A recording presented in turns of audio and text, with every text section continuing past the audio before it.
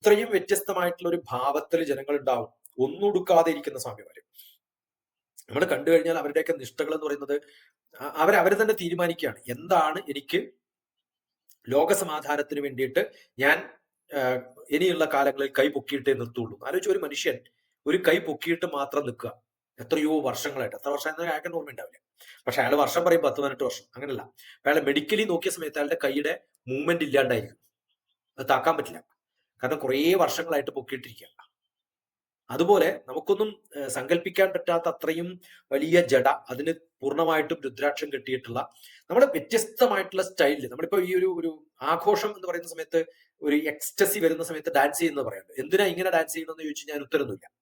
അപ്പൊ ഇവരൊക്കെ ഒരു എക്സ്റ്റസിയിലാണ്, അത് സ്പിരിച്വൽ എക്സ്റ്റസിയാണ്.